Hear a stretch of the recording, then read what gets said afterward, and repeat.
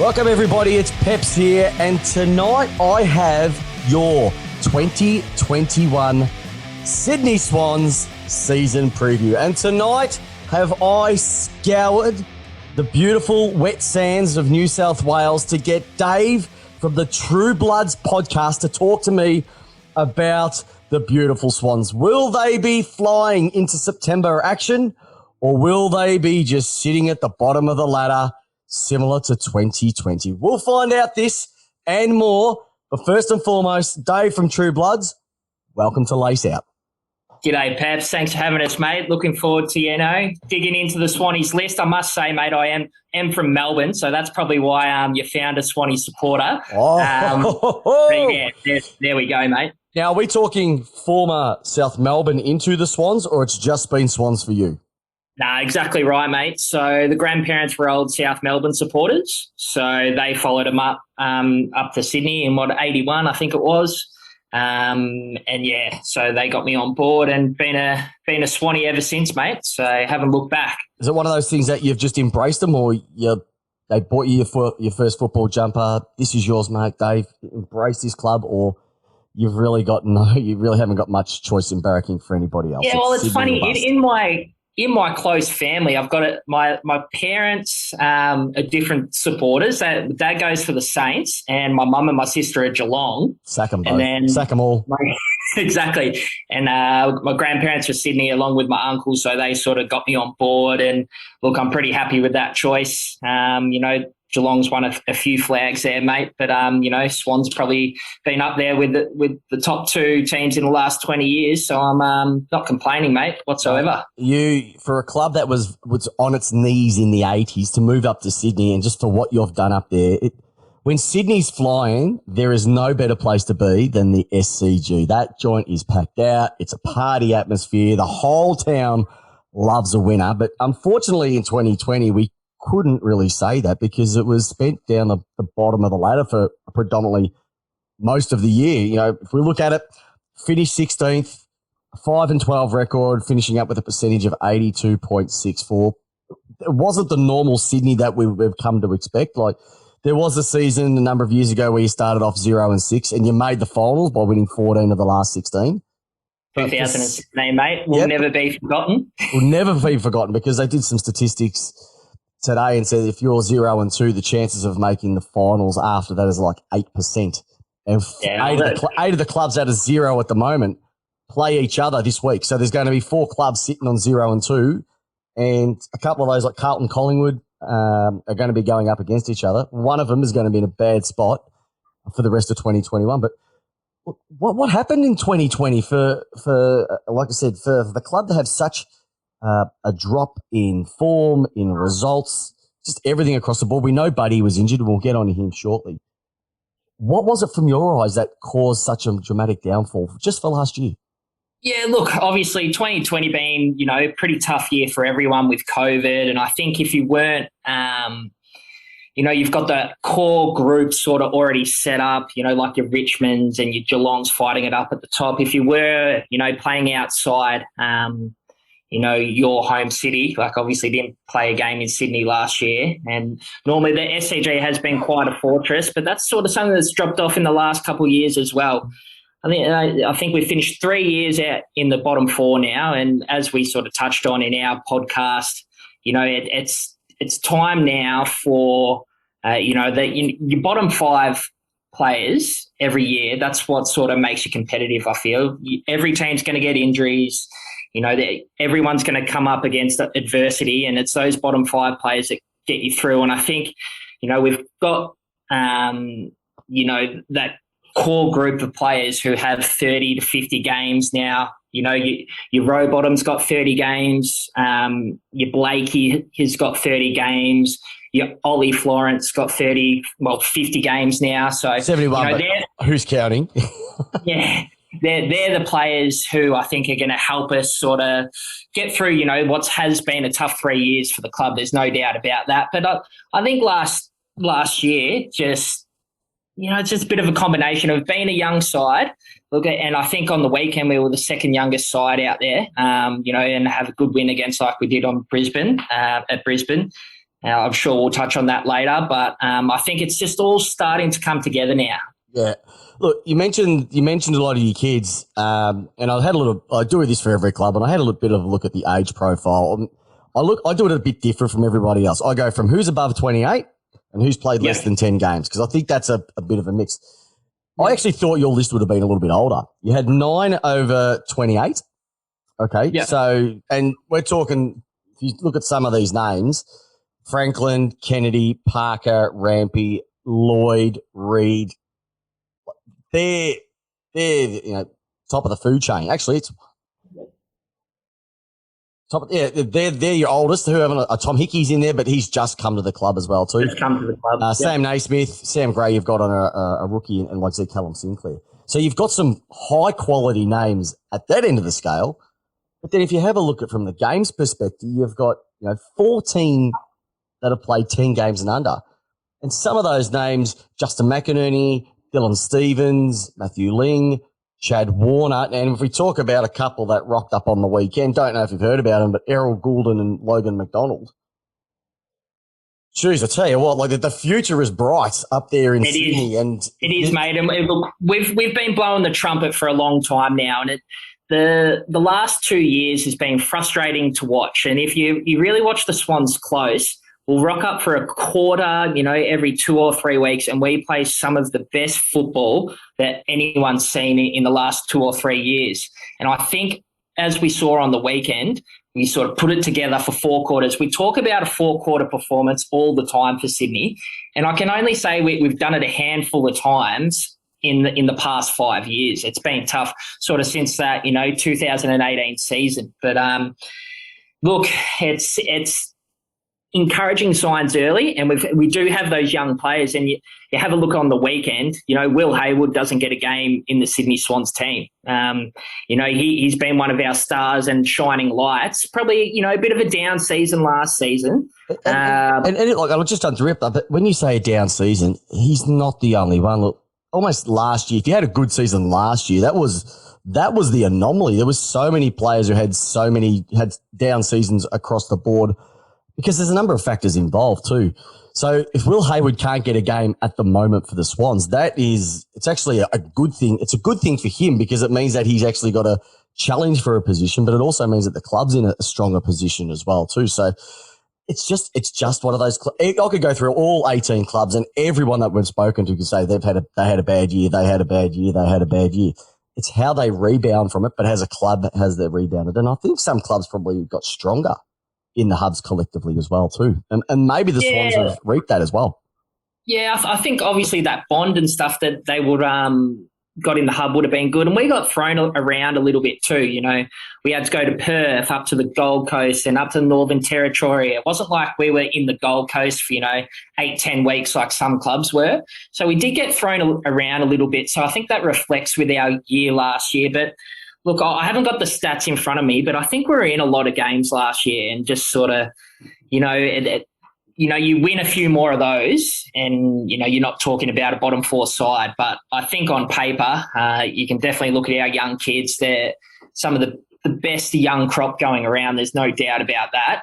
And it's sort of starting hopefully to come to fruition this year, because I don't think many teams have done that to the Lions in the past 2 years, what we saw on Saturday night. No, you absolutely destroyed them. And you were right. Last year, you had 7 games that were decided by a margin of less than 10 points. Yeah, look, we're in a lot of games. And it's frustrating when you don't get those over the line. But, that's what I think goes under the radar sometimes with all clubs, is that group of 5 or 6 games that could go either way. What are we in? 4 or 5 games last year, maybe 6. So you won 5 and 12. Okay, and the short ones were a win against Adelaide by 3, lost to the Bombers at the SCG by 6. Yep. The Tigers lost by 8. Hawks, you won by 7. Magpies lost by 9. Blues lost by 5. Cats lost by 6. Remember when Richmond at one stage were just losing games by the bee's dick of margins, and they were that close. They just needed that extra kick in that extra season. And I think that extra season meant them winning flags. Yeah. If you can be at that particular point last year in foreign environments, etc., with what you've brought in and those, like you said, those players just get another year of experience, another preseason under them, and probably a longer preseason because you didn't play finals. You would have that shortened preseason like you would every year. Just that extra couple of weeks just adds that little bit extra, and hopefully, fingers crossed, you're a bit of a grind out type of team, and so those longer quarters are going to be more beneficial for you as well too. Yeah, look, I think you can even say that we may not be that grinding in and under contested football side that, has been Sydney for the past 20 years. I think there was a clear change in game plan last year where we're taking on the corridor, the short 45 kicks and working our way with handball through the ground off half back we've just gone with elite ball users. And I think the rule change that's come in with the man on the mark not being able to move and having been able to have an elite kick off half back and moving forward, Jake Lloyd's been huge for us the last couple of years, reigning best and fairest winner. He's crucial to our offensive play off half back. Players like that, Jordan Dawson may have one of the best left pegs we've ever seen as well. And then you've got a first gamer in Braden Campbell who's been touted better than Matty Rowell in the preseason. I heard Peps on SEN. Well, the only thing he needs to do is actually play a full game, and he will be better than Matty Rowell. Yeah, absolutely. Yeah, no, you feel for him. There's no doubt about that. But yeah, these young kids that we brought in and to have an impact like they all did, it's exciting stuff. But I don't think we're going to be that grinding team that you've seen in the sort of past 20 years. I think there's a bit more about us in the more attacking prospects that we've got going forward into 2021. And that's going to be different for John Longmire, because normally he has been that, to a degree, park the bus, grind it out, taken over a little bit from the Paul Roos methodology. And now he's got a list which is quite young, quite quick, quite skillful. It's like, well, I'm not change the way, but now I've got maybe a list that I've really wanted to do and really wanted to play this way, but I haven't had the cattle to do it. Now he has. And especially like you just mentioned, a couple of the guys that he brought in over the preseason part of the draft, like Logan McDonald at 4, like that's going to be potentially one of those. Why did they go? Well, I can understand why the doggies went Jamail, Ugal. Yeah, that one. You can, but then there's going to be other clubs going, why did we go this guy over that guy? If he continues what he did, it's the first game, might have got it under a few radars. Then you got another guy, Braden Campbell, he picked up at 5. And then, only the Sydney Swans would draft a guy named Errol. But Errol Goulden comes in at 32. He's the second ever Errol to play AFL. Well, I'll tell you what, he could be the best too, because what he did on the weekend in his first game as well. And then you got Malaki Carruthers, who you've picked up as a rookie.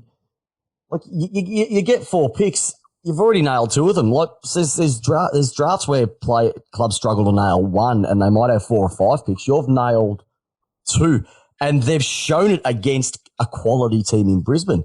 So from what you saw from that game, was it just the complete package that you guys brought? Did you catch Brisbane on the hop? Were they not even thinking that this was Sydney finishing 16th last year? They're not going to be much chop. We've brought Joe Danaher in. Walk in the park? Yeah, walk in the park. Did they underestimate? Has everybody underestimated you, do you think, at this moment in time? I think so. Just to touch on those players, Logan McDonald slipping through to 4, that was surprising for everyone. And this is the thing. Key forwards don't grow on trees. We know that, and they take time to develop.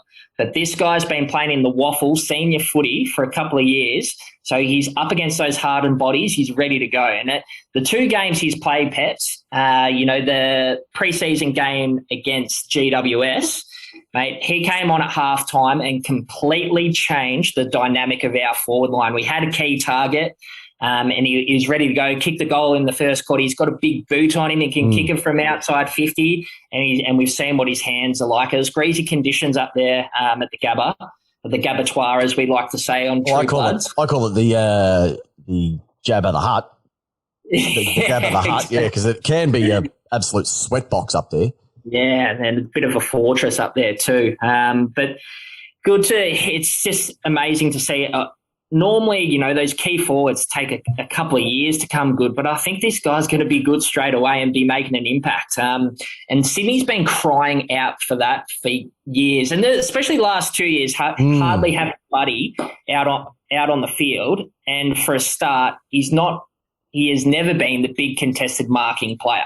No, he never was. Even down at Hawthorn, no, he's that lead out, swing onto the left foot, get the hands, one of the best field kicks, elite runner.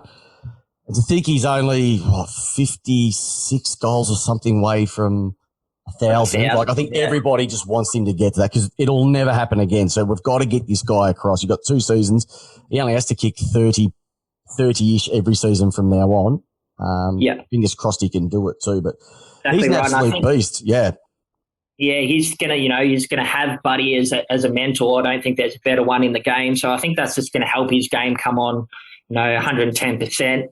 You know, the Errol Goulden, we probably haven't put a lot of time into him talking on True Bloods. But look, after the weekend, I think we've seen what he's done and the impact he's made. 3 goals, 19 touches, was dynamite, dangerous up there. And then Braden Campbell being touted as, the next Matty Rao, one of the best left foots that they've seen come into the competition.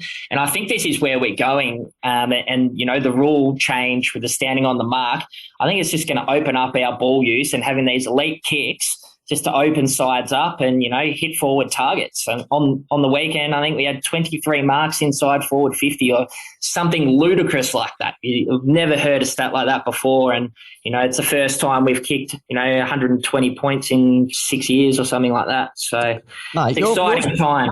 Dave, you've really come prepared tonight. Like, I normally have my statistics all written down for each club, and I think I'm pretty good at what we do. But, geez, you've brought the milkshakes to the yard today, I just must admit. Look, the one thing that I noticed is that you have a look at the 3 that you picked up. Campbell's at 181 and 73 kilos. Yeah. You look at Errol, he is at a different level altogether. He's like 175 and something in the middle, around about the similar type of kilos. And then you have Logan McDonald. He's at 196 and 86 kegs. He probably needs another maybe 5 to 10 to really blossom out, but that's a good weight to be coming in because a lot of those taller kids are probably sometimes 81, 82, but they're a stick. He's actually got a bit of size on him, and I think you're right.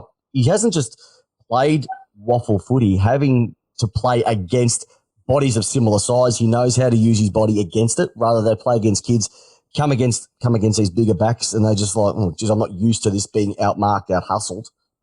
He is an absolute beast. And, Buddy is definitely going to be a good mentor, hopefully on the field. Off the field, that could be a different story altogether. Debatable off field, mate. Debatable off field. Yeah, debatable off. But, it's just, how's it going to be? Buddy's going to be playing decoy.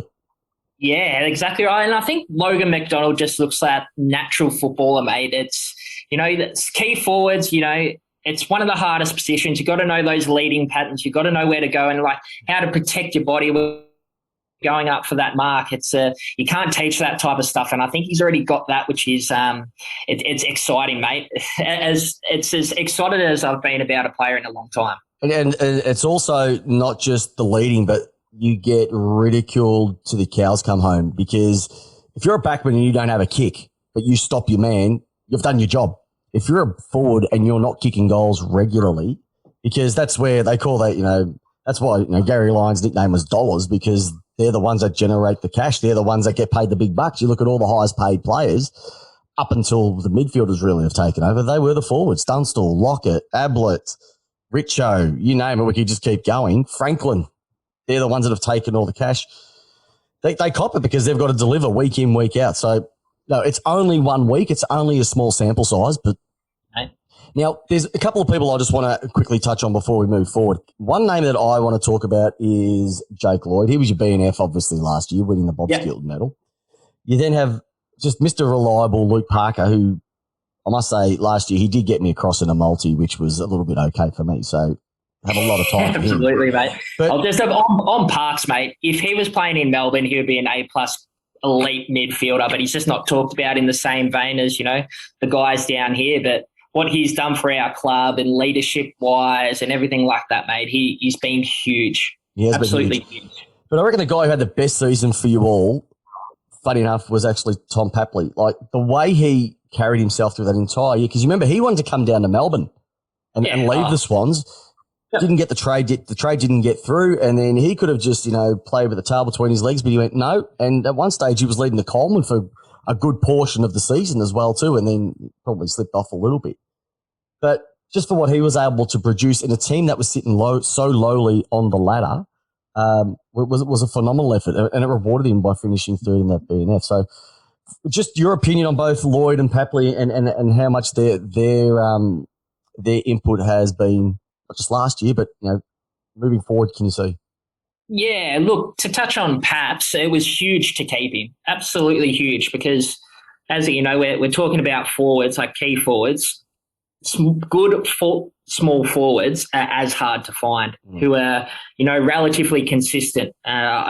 Peps just started the season absolutely on fire last year. He's leading the Coleman after 5 rounds. He was absolutely just tearing the game apart, and very stiff to miss out on an All-Australian selection for mine. I think they picked Liam Ryan in the side, and it was out. I would have taken Butler or Papley any day of the week, just for that position. Yep. But yeah, look, and I think it's sort of the load of carrying the forward line just took a toll on him sort of towards the end of the year. Not having too much support down there, it just took a toll, and he sort of petered out towards the end of the year. But, what did they play? 18 rounds last year. They played 17 rounds, and he was averaging a goal and a half a game.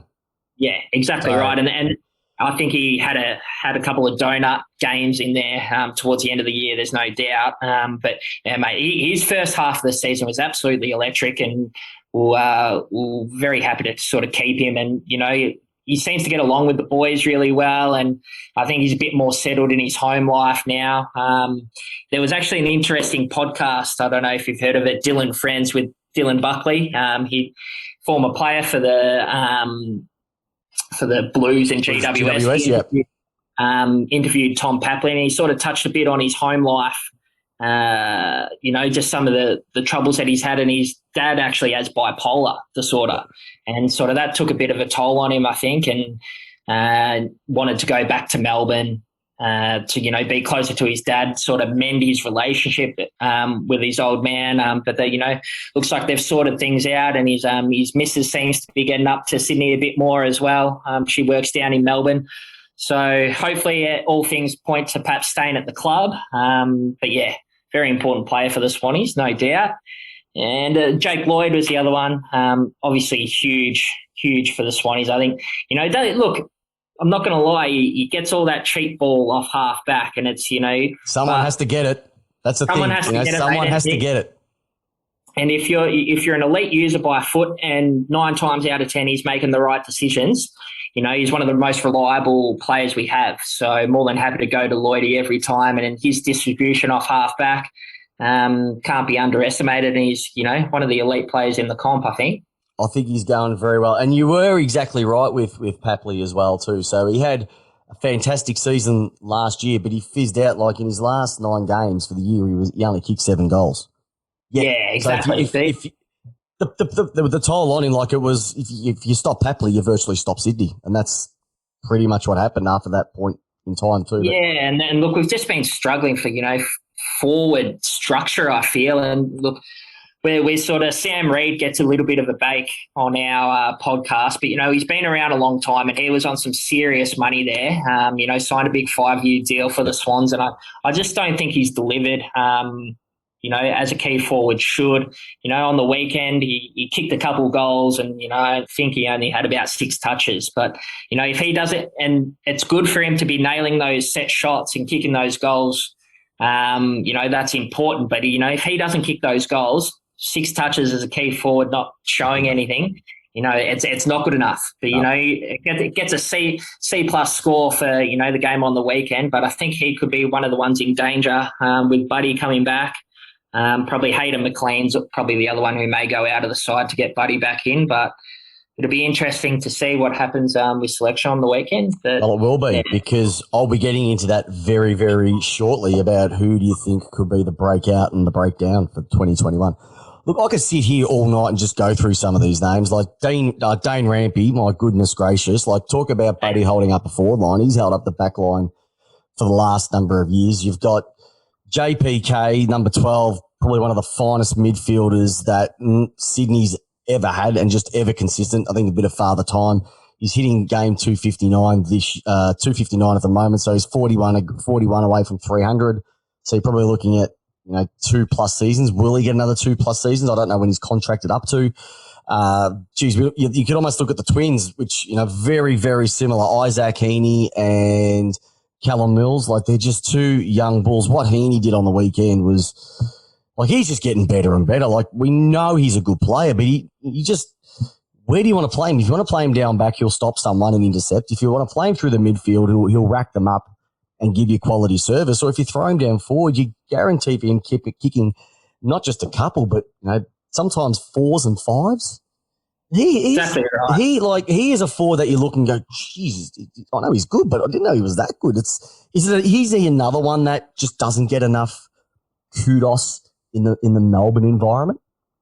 Oh, there's no doubt about that, mate. No doubt. Look, Heaney broke his foot last year against Brisbane, round 2 or 3, was out for the rest of the year. But we consistently talk on True Bloods about Heaney being a top 5 player in the competition. Like, there's no doubt that Heaney can take it up with the best of them.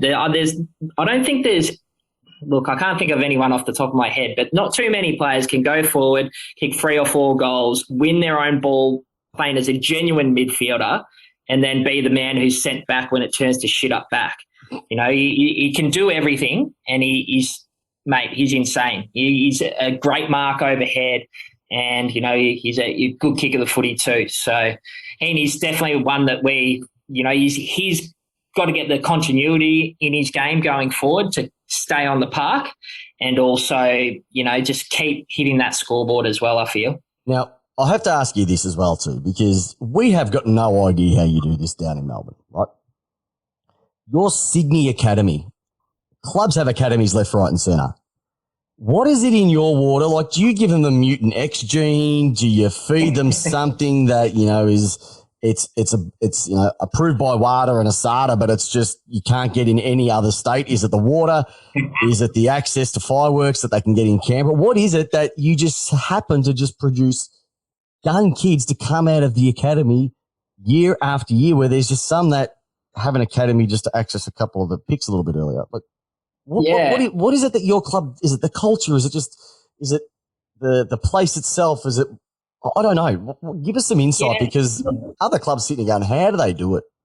Yeah, look, it's hard. Look, I'll be straight up honest with you. I'm not too sure how the academies work, how they get their players in and that type of thing. And I don't think anyone does, but we have had an academy for, the last 10 years. And I think, that it's sort of you're 3 steps ahead of every club, because, they don't know how to, develop these players from a young age. Like, we're talking 10, 11 years old.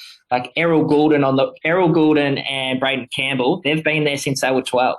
They've been playing in the academy up there, and I think they've just got the recipe right to develop these guys, and also that Bloods culture that is instilled in the club up there as well. So I think that just sort of, it produces these young kids who don't necessarily get thrown into the game like those two, but, they get bred through what was the NEAFL, as were the AFL. Oh, the NEAFL. The NEAFL. Yeah, we like to drop a NEAFL as well. But, yeah, look, I think we just sort of, ease our players in, and we don't throw them in the deep end too early, and we only play them when they're ready. I think we've seen that with the likes of Callum Mills. How was his game on the weekend? Just quietly insane. We call him the Rolls Royce on our podcast. He's just that player. And look at one of the guys, Benny, has been calling for Mills to go into the midfield for a couple of years now, and I've sort of been sceptical because he's a very good user off halfback as well, and sort of was a bit of a general down there. But I think what we saw on the weekend, there's no doubt where he should be, and that's in the middle because he's tough. He can find the ball, and he's one of those goal-kicking midfielders which are very, very hard to find. But he was another one to come through the academy, and I think we just get it right at the selection table and also at the drafting table. Oh. We get it right more than we get it wrong. The only sort of bad draft pick I can think of in the past 10 years is Tippett. He's one that cost us a little bit, big dollars, and had to wear that on the salary cap for a long time. But rather than that, everyone sort of seems to get a go, and if they've come from another club, they're normally a better player leaving the Swans than they were walking into it. Well, just some of the names. You mentioned a couple just there. Sam Naismith, Isaac Heaney, Callum Mills, Nick Blakey, Sam Wicks, James Bell. There's just 6 names that I've just rolled off that have come out of the academy. And there's other ones we don't even know about because you keep them under the radar, let's be honest. Yeah. Whatever you're doing, your development is bar none probably the best in the league. I don't think many clubs, when you come to the Swans, you know that you're going to be developed right and you're going to get a game when you're ready. They're not going to throw you in like other clubs have to because of the list that you've got as well too. All right. I have to ask you about the man, and we know who we're talking about. We're talking about the big number 23, Big Lance. Tell me, how much of an impact has this guy had for the Swans? Not just going up there as a player, but just from the reputation, just everything, because that move from Hawthorn to Sydney was massive at the time. 9-year deal, mega bucks. Has it delivered for you guys, do you think? Outside of the premiership, has it delivered? Well, he hasn't played in the flag. Yep, that's what I'm saying. Outside of a flag, because that's the only thing missing. Yep, 110% he has been worth every penny for the Sydney Swans. There's no doubt about it. And everyone's always going to say the flag. But look, one thing goes different in that 2016 grand final, I feel, very early on. And, I'm not a spiritual guy, but it was just like everything was against us that day. You have a look at the free kick count. You have a look at, Hanbury getting his knee done early in the game, yep. Franklin rolling an ankle. The few things changed in that game, and we're not talking about was Lance Franklin worth it. But no, mate, he's won 15, 20 games off his own boot just for us. He's built the game up in Sydney, and we always talk about how important it is to have the game flourishing up in Sydney, not just because we're supporters, but, for the whole AFL too. A strong Sydney is good for the competition. Oh, I've said that before. Definitely said that before. That is, yeah. But once again, he just tries his guts out. He did do his ankle early, and he knew he was in strife. But he tried the guts out. Even I think he's one of those players that, you've had a really good history, and I'm going to ask you a question later on 3 players who's been the biggest influence or biggest impact at the club in terms of drawing people through the gate. He was doing it down in Melbourne. He was doing it up in Sydney. We have something, the whole 13. There's no, if you guys say that, you know who it's related to. Yeah, exactly right. And he's capable of just turning a game like that. And when he finishes up, the game's going to be in a worse position not having someone like a Buddy, because it's always, Buddy, what's he doing? When's he back? Not many other people have that charismatic pull. Probably Dusty would be the only other one, really, I think, from a charismatic perspective. Probably Matt Rowell, because everybody just wants to see Matt Rowell play. But outside of that, there's no one that you go, oh, when are they playing? We want to see him. Other clubs want to see this guy play because he is a dead set Hall of Famer. That's regardless, absolute star. And we all hope that he gets to 1,000. And if it doesn't happen this year, hopefully he gets a good way to it, because next year's going to be his last. But, okay, let's have a look at 2021. We've covered so much. It's time to get the crystal ball out and project where we're going to go. So 2021, what are you most optimistic about? What gets you excited deep down in your loins about this year for the Swans? Look, always optimistic going into a season. I sort of, predicted us, 7 would be happy with 7th to 12th. Yep. And, that's going in with a lot of unknowns going into a season, but, it's hard to keep the lid on after a performance like the weekend. But I think that the world is our oyster and we could do anything this year. We could be that surprising team that, I won't say top 4, but, it's a top 6 side. Jeez, you've gone early, Dave. Crocky, it's only round 1. Like That's all, mate. I'm keeping it tame. Top 6 is tame. Just I know you got the tank top on tonight and you've got the guns out. Everyone can see. I can see it, right? So I know you're getting a little bit excited, get the double cobras out and everything, but it's round 1. Look, keep the lid on it. Who have you got this week? You've got Adelaide. Oh, that's a loss after what they did on the weekend.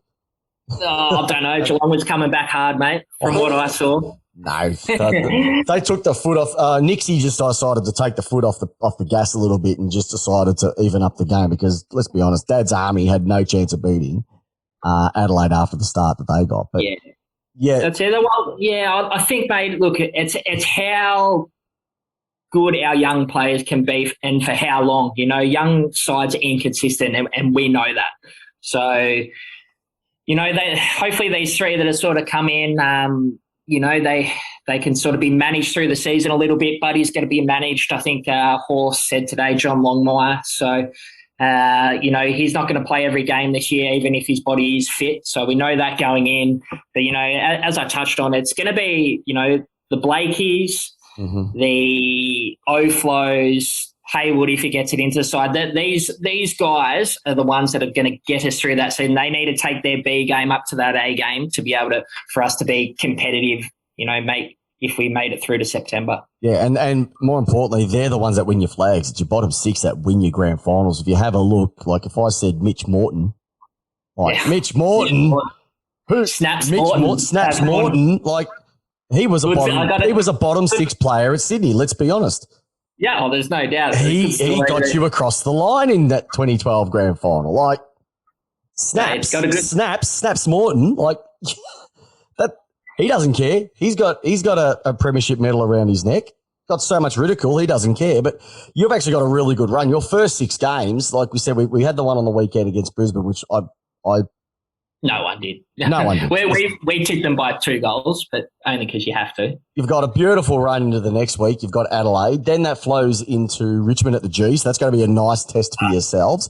Then got Essendon. You then have Sydney versus GWS. Okay, so the battle of the bridge, and then you've got Gold Coast after that. So it's a nice little run to set your season up against some teams that are going to be in that similar sort of 50-50 game.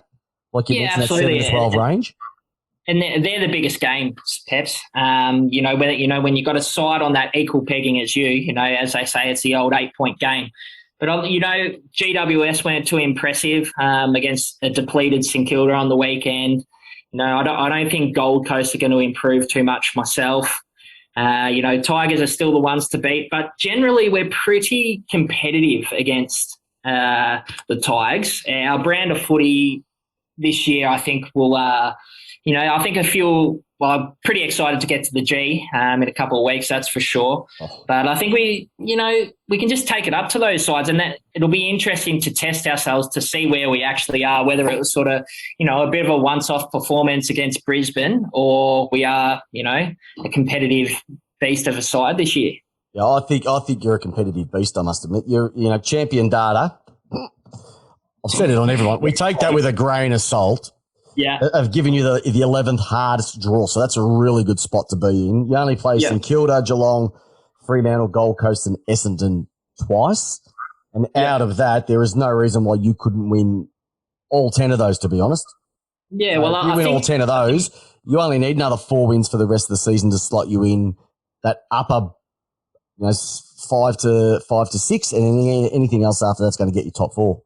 Yeah, and I think Geelong could just be sliders this year as well. Playing them twice doesn't really worry me. But you always pick up a game when you don't think you win, and you always lose a couple that you think you should. So time will tell, but all the signs are pointing up. Peps. I'm a Melbourne supporter, mate. We lose the unlosable and win the unwinnable. So it happens all the time. I feel for you. Hey, what about 2 times got traded last year down to Port Adelaide, Aaliyah. How much of a loss do you think he would be? If there was any concern for you for 2021, one of them might have been, I loved what he does, and I think he's going to slot in nicely at Port. Is that going to be has he left a hole in the back line in your eyes, or? Definitely not, mate. Definitely not. If you asked me this 2 years ago, I would have been pretty cut, losing Aliir for, a second round pick. Because I was surprised he left, to be honest. I wasn't too, like, when it comes up, those trades that you go, why is he leaving? Where's this one come from? They even talked about on Footy Classifieds last night. They're like, how did this guy just go to Port? No one else chased him. He still had a year to run on his contract. So, they pegged him out of nowhere, but we have got quite a tight salary cap squeeze up in Sydney. There's no doubt about that. But to touch on Aliir, 2 years ago he was on this steady incline, and I think, the 2019 season just sort of started to flatline for mine. He reads the ball well. He's a great intercepting player, but decision making is questionable for mine, and that's huge off half back, and that's where their turnover goals, and it happened a bit too much for mine. So to lose him for a second round pick, I'm not devastated, and I think we've seen Tommy McCartan step into that role pretty well for mine. So I'm not too worried about that. You're brutal. You're a brutal. I like it. It's just like, jeez. Yeah. Imagine what Look, as we like to say, it is what it is, but I think they're the cold, hard facts too. He wasn't consistently improving like he was the previous 2 years. I like it. Okay, so where are the concerns? Where do you sit back and look at everything and go, it's how that could long. be troubling. It's just that being such a young side and being consistent, where there probably hasn't been a young side come through since those baby bombers of 2000, How long can these young players play? I think you have a look at our spine, you've got Rampy with some young guys around him. He sort of, teaches them. You've got JPK in the middle, and then you've got Buddy up forward. There's the spine of the Swans has been in good condition for a long time. And I think that's where we've sort of, we've got the demographic right, which I don't think a lot of clubs do. We've got those young players, coming in, making an impact, being exciting.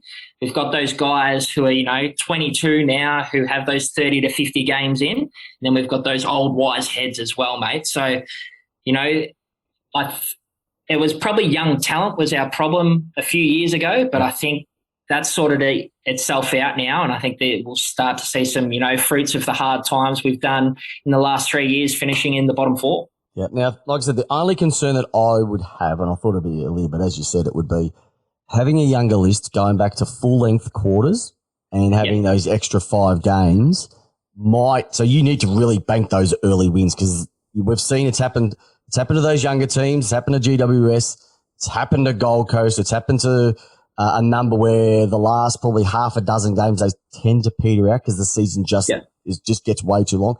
That would be the only concern. So if you can do what you did, but the reverse, instead of losing your first 6 games, win a majority of them, it will compensate if you do have that bit of a lull and you have to rotate players through to get a bit of life into them as well too. Yeah, I think a lull's bound to happen, right?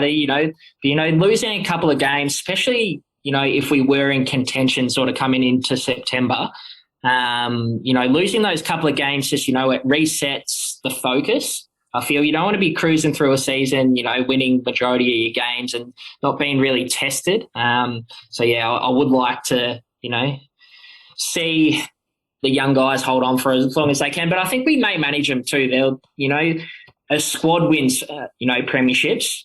Yep. So, if we use those 30, 35 players and, get some experience into the young guys and also manage them through the season, I think that's going to be important to our success this year. Okay, so who's going to be the breakout star for the Swans? Who's the one that we don't know? Who's the diamond in the rough? Who's the who's under the carpet that we don't know nothing about and you think he is going to do something special this year that I picked when we listened back at this at the end of the year? I got 2 for you. It's hard to pick one. I'll go with Chad Warner, the young fella in there. He's only in his probably second year, only played a game or 2. I think he played 1 last year and he's played the first one this year. Chad Warner, wasn't that one of the names of the actors in Boogie Nights? Oh, mate, I don't know Boogie Nights. It's a good Boogie Nights name, though. Chad Warner. Chad Warner. That has got explicitness written all over it. So Chad Warner, what's about him? Yeah, look, it's just his in and under attitude. It's just his attitude, how he goes about the ball, hunting it. Not many players have that absolute will to get the ball in and out and quite clean in close. I think he's one to watch who won't get talked about because the academy, the big academy guys in Errol, Campbell, and our top pick McDonald might take a bit of that heat off him. I think he's going to be very good, and also one who probably gets no notice in Melbourne whatsoever is Jordan Dawson off half back. I mentioned it before, one of the best left foots I've seen, and he gets that cheeky hands around the back around the 50 metres, and it's sailing through. So he's a player who could go to that Jake Lloyd level to be one of our main distributors off half back on the wing there. He's one to look out for to become that A grader. Nice. Now, unfortunately, with every breakout, there's going to be a breakdown. So whose last season can you see playing for the Salt Swans in 2021? Who's like, thank you for your service and all the best in your future endeavours? I've touched on him before already. Sammy Reid. I think his time could be up, especially with these young guys coming through. Has been a servant for the club, I would say. Probably hasn't reached his potential. Had a few breakout games, few bags of 5, 6, and 7, but just not consistent enough.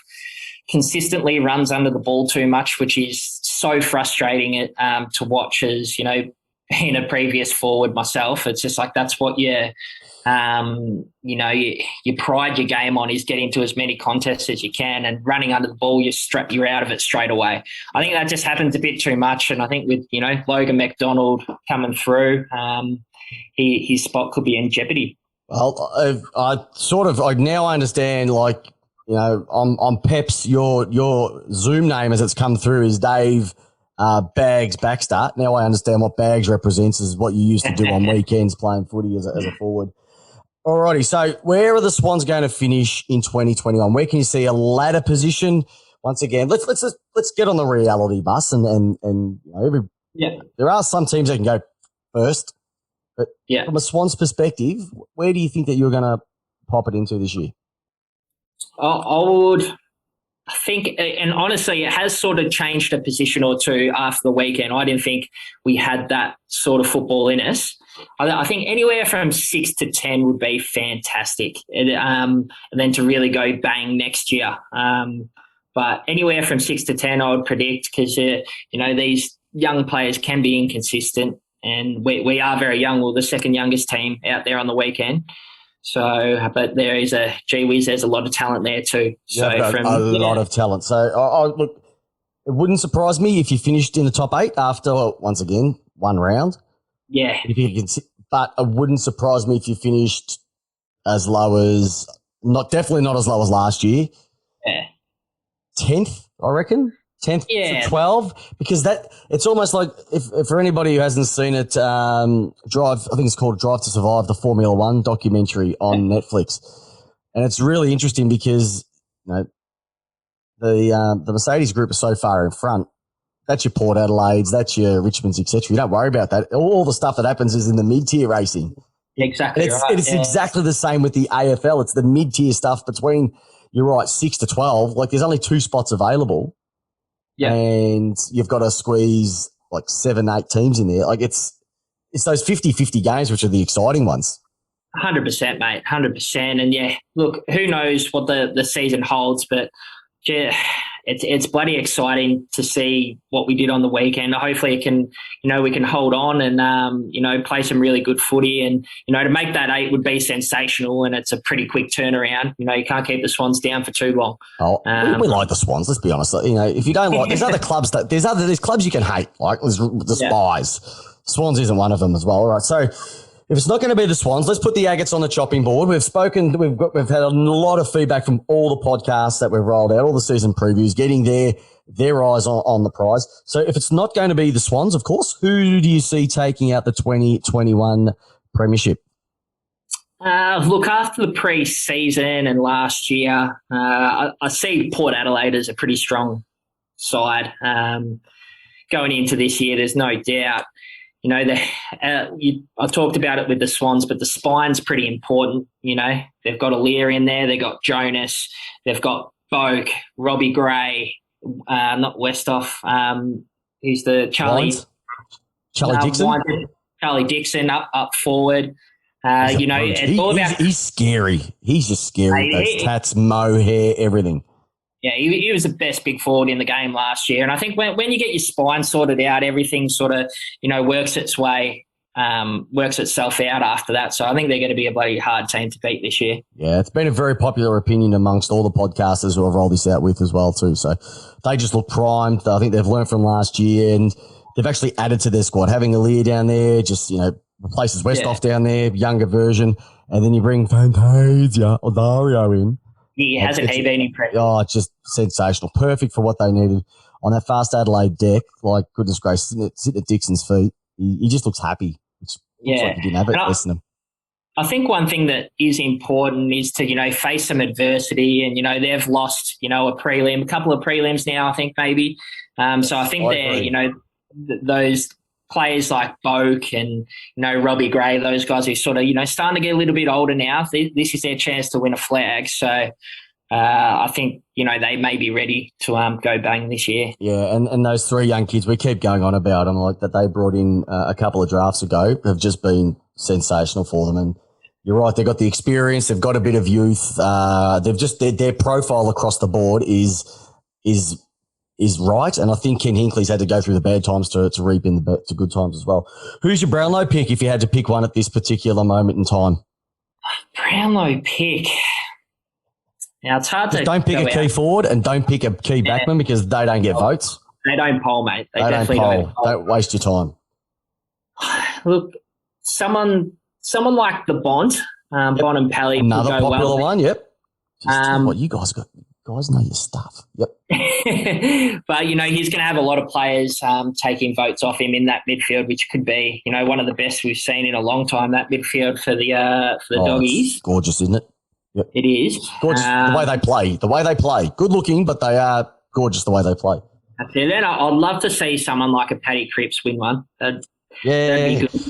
For a young player who has carried a club like Carlton on his shoulders for so long, you know, bit of an off-season, but I don't think off-season last year. Yep. I just don't think his body was right. But if he's got all that stuff right, he's one of the most, you know, damaging big He's body. He's a big unit. He's definitely a big boy. Yeah. Definitely. Yeah, no, another one that's come up a couple of times as well too. So you got your finger on the pulse there, Dave. I really appreciate it. All right.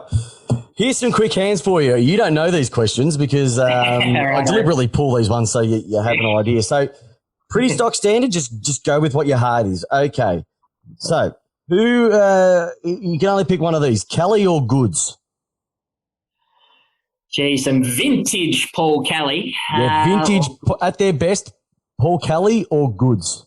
Yeah, look, it's got to be Goods, mate. Yeah, I've got the cardboard cut up out here. I don't know whether you... I can see that. I can see that. And when I wrote the question and I turned the video on, I went, oh, shit, that question's irrelevant because he doesn't have a Paul Kelly statue unless it's under the desk because it's that short.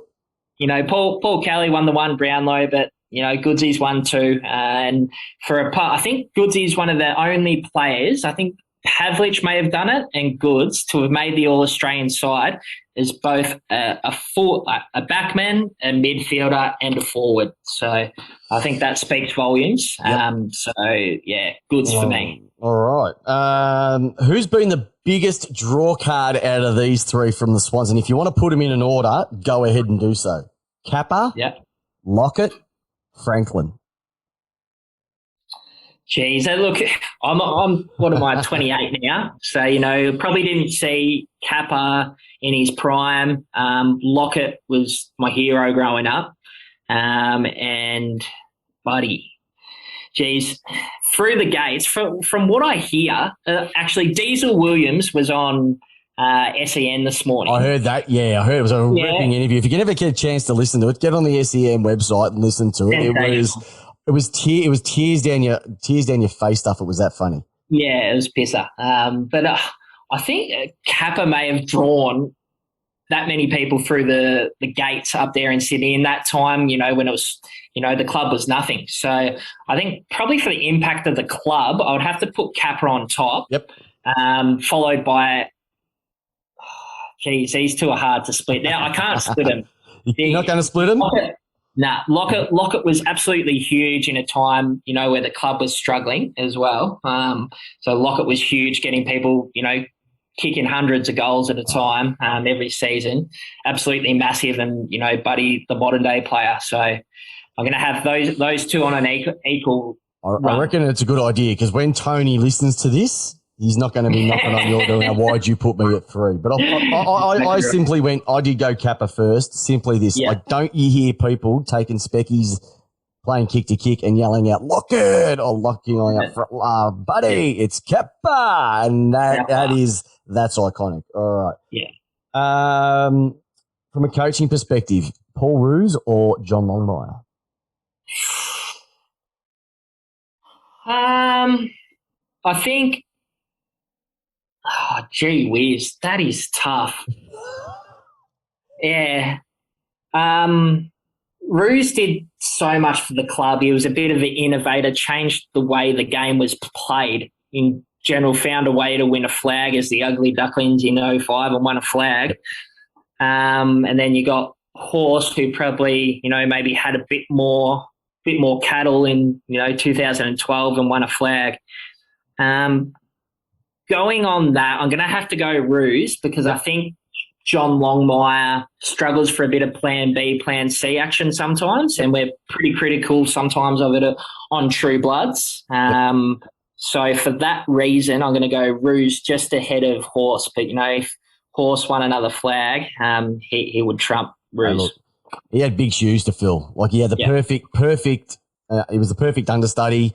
He's into his 11th season now. Like, he has been sensational. Just when you think that and I think the way that the younger crop has come in, that's exciting for him and exciting for your club as well too. All right.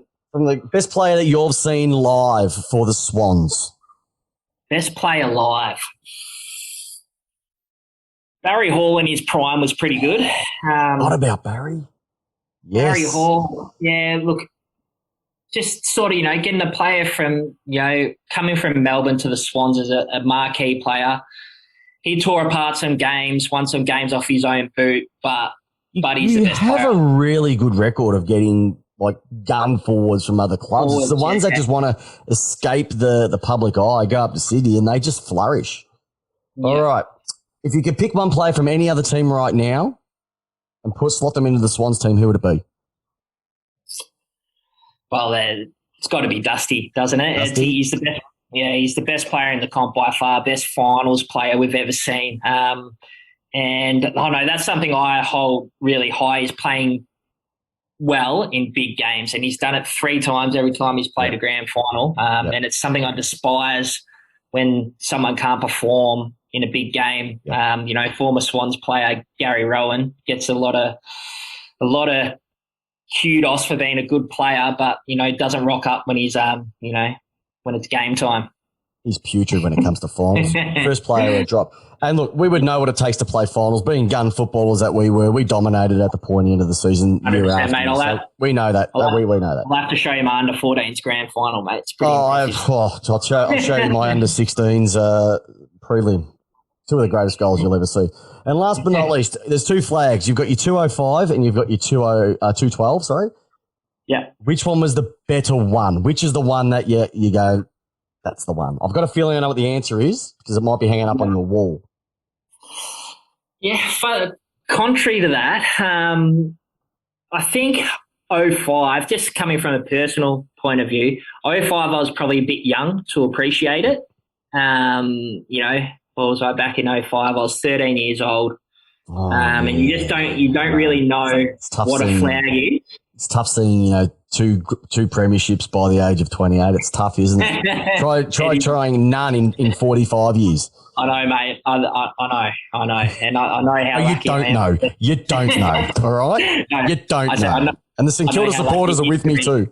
I know how lucky it is to be a Swan supporter, but 2012, being a bit older, being able to went to both grand finals, but beautiful. just being able to appreciate it a bit more and knowing that you don't come across them every day. 2012. And have a beer at the game too. Yes. Great, mate. It was fantastic. Great day. Hey, listen, you know it's been great. You've been great, Dave. Now, I can see now there's people listening to this going, I'll tell you what, this Peps guy, he's pretty good. We know that. We've been listening to him for the last number of seasons. But I'll tell you what, Dave and True Bloods, I want to get on this one. How can they find you? When are you on? When are you publishing? Give us all the kudos. This is your time to shine. It's time for you to peacock and tell us all about True Bloods and where can they find out more about you. Absolutely, Peps. So we're on all the socials. So True Bloods podcast is where we're at. If you go onto our Instagram, there's a Linktree bio on there, and that will take you to our Spotify, where we post the podcast. Normally goes up either Thursday or Friday, depending when we record it. We preview the game and review the previous game as well, and everything else, Sydney Swans. We're on Facebook as well, True Bloods podcast.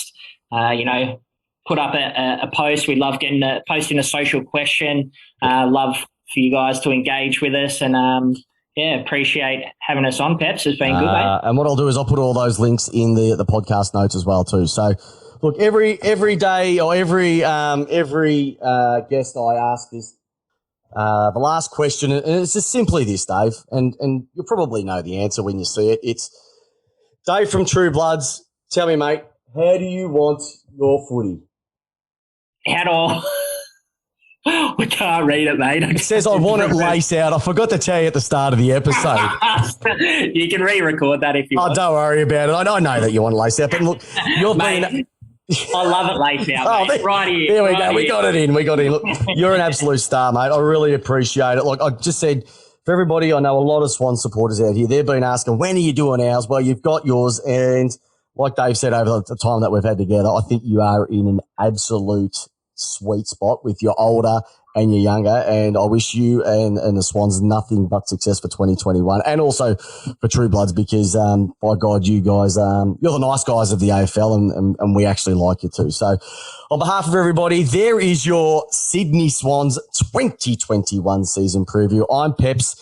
We've got our new episode coming out shortly, so stay tuned for that.